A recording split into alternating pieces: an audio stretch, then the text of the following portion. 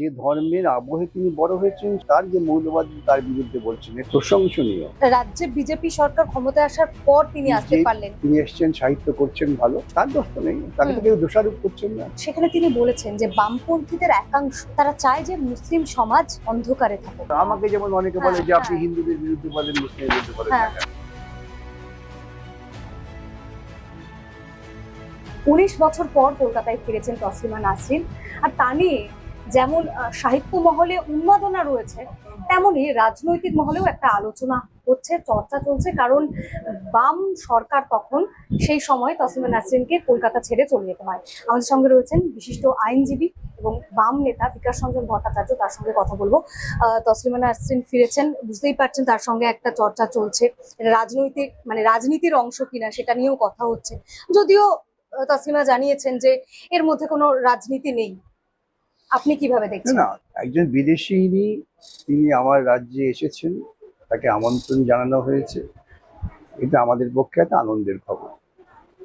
তার নিরাপত্তা, তার জীবনযাপনটাকে নিশ্চিত করবেন, এটাই সরকারের কাজ। এখন পরিস্থিতি পাল্টেছে, তাই আর তার জীবনের সংখ্যাটা কম। বাম আমলে যে পরিস্থিতিটা ছিল, আসলে অধিকাংশ লোকই কিন্তু ওই পরিস্থিতিটাকে ভুলিয়ে দেওয়ার চেষ্টা করছে।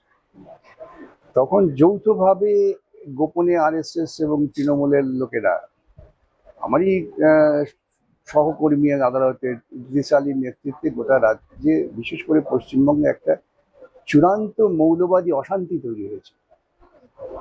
সেই সময় রাজ্য সরকারের প্রাথমিক দায়িত্ব হচ্ছে যে সেই ব্যক্তির নিরাপত্তাকে নিশ্চিত করা, কারণ তিনি বিদেশিনী আমাদের দেশে এসছেন, তাকে ব্যক্তিগত নিরাপত্তা দেওয়াটা প্রয়োজন। ওই পরিস্থিতির মধ্যে দাঁড়িয়ে তার ব্যক্তিগত নিরাপত্তা সুনিশ্চিত করা হয়েছিল এবং তাকে নিরাপদে অন্য জায়গায় পৌঁছে দেওয়া হয়েছিল। যারা বলছেন বামফ্রন্ট তাড়িয়ে দিয়েছিল, তারা তাড়িয়ে দেওয়া কথা শব্দটা অর্থ জানেন না, কিংবা জানলেও অপপ্রয়োগ করছে। আজকে যে কোনো বিদেশি, আজকে আমাদের এখানে হাসিনা আছেন, হাসিনার নিরাপত্তার দায়িত্ব তো কেন্দ্রীয় সরকারকে নিতেই হয়। যদি এমন পরিস্থিতি তৈরি হয় যে যেখানে হাসিনার জীবনের নিরাপত্তা নিয়ে প্রশ্ন উঠছে, তখন কেন্দ্রীয় সরকারকে আর পাল্টা ব্যবস্থা করতেই হবে, এটাই স্বাভাবিক।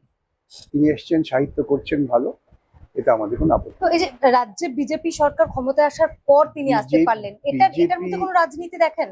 আসলে তিনি মুসলিম মৌলবাদের বিরুদ্ধে কথা বলে প্রকৃতপক্ষে হিন্দু মৌলবাদকে খানিকটা অনুপ্রেরণা দিয়েছেন। আপনি দেখবেন যে হিন্দু মৌলবাদীরা তাসলিমের বিভিন্ন লেখা নিয়ে তাদের অস্ত্র করছেন স্বভাবতই। সেটাতে তসলিমা নাসরিনের কি না, দোষ? তার দোষ তো নেই, তাকে তো কেউ দোষারোপ করছেন না, কেউ দোষারোপ অভিযুক্ত হবেন কেন?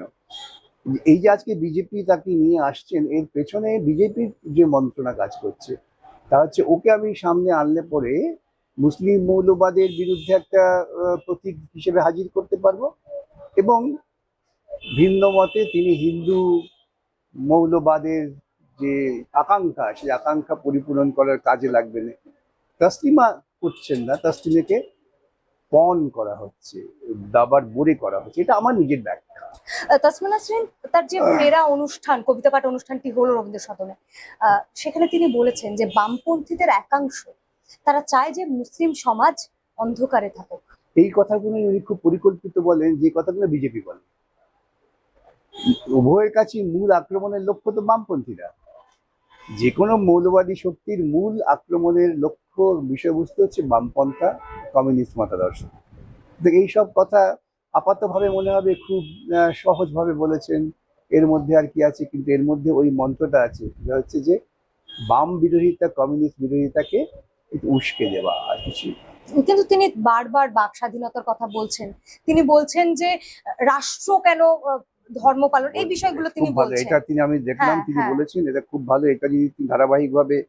এবং এই জন্য তিনি অভিন্ন দেওয়ানবিধিও সমর্থন করেন। নাগরিক আইনের কথা তিনি বলছেন যে সবার জন্য এক আইন হবে। ঠিক কথা। মুসলিম নারীরা তারা কিন্তু বারবার তারা অন্ধকারে থেকে যাচ্ছে। সেই মুসলিম নারীরা অন্ধকারে থেকেছেন, মুসলিম নারীরা নিজেদের মুক্তির জন্য এগিয়ে এসেছেন, শাহবানু মামলা করেছেন খোরপোশের জন্যে, তারপরে ওই 3 তালাক বাতিলের জন্য মুসলিম মহিলারাই লড়াই করেছেন, বিজেপিও করেনি, আমরাও করিনি। সুতরাং নারীদের অধিকার প্রতিষ্ঠার জন্য নারী সমাজ থেকেই প্রতিবাদটা উঠে আসছে, আমরা পাশ থেকে মদত দিচ্ছি। অতএব তিনি যখন মনে করেছেন যে মুসলিম নারীদের, মুসলিম সমস্ত ধর্মই নারীদের নিপীড়ন করে, আমি বহু জায়গায় বলেছি, হিন্দু ধর্ম তো আগে তাই ছিল, স্বাধীনতার পর যখন হিন্দু কোড চালু হলো তখনই তো মেয়েরা অধিকার পেল, তার আগে তো মেয়েদের কোনো অধিকার ছিল না। বহু বিবাহ ছিল, বিধবা বিবাহ ছিল, মেয়েদের সম্পত্তির অধিকার ছিল না, এসব তো হিন্দু সমাজেই ছিল। তার বিরুদ্ধে একটা লড়াই করে স্বাধীনতার পর নতুন হিন্দু আইন চালু হলো। এইভাবে লড়াইটা ভেতর থেকে করতে হয়। চাপিয়ে দিলে না সেটা ভেঙে যায়। এই যে চাপিয়ে দেওয়ার একটা প্রবণতা, এটা হচ্ছে ক্ষতিকারক প্রবণতা। এই জন্য বলছেন যে এই অভিন্ন দেওয়ানি বিধিটা চাপিয়ে অভিন্ন দেওয়া। হচ্ছে কোথায়? যদি দেওয়ানি বিধি যা ওরা অনুকরণ করছে অন্যান্য রাজ্যে, সেখানে অভিন্ন তো নয়। অধিকাংশ জনগোষ্ঠীটা তো বাইরে, ট্রাইবালরা বাইরে, তারপর এসসি এসটিরা অনেকে হয়তো বাইরে থাকবে। ওরা অভিন্ন নাম দিয়ে আসলে একটা ভিন্নতাকে বজায় রাখতে চাইছে, এবং সেই ভিন্নতাটাকে ওরা টানাটানি করছে হিন্দু মুসলিম নিয়ে। এগুলো আমাদের বিবেচনা করতে হয়, সূক্ষ্মভাবে ভাবতে হয়। তসলিমা নাসরিন একটা কথা বলছেন যে ওরা আমাকে বলে যে আপনি মুসলিম মৌলবাদের বিরুদ্ধে বলেন কিন্তু হিন্দু মৌলবাদের বিরুদ্ধে ততটা বলেন না। তাহলে এই একইভাবে কি রামমোহন রায়, ঈশ্বরচন্দ্র আমি বিদ্যাসাগরকেও ওরা আমি একই প্রশ্ন কখনোই করতে আমি চায়? কখনোই বলবো না যে তিনি হিন্দু মৌলবাদের বিরুদ্ধে বলবেন, বলা তার পক্ষে সম্ভব না।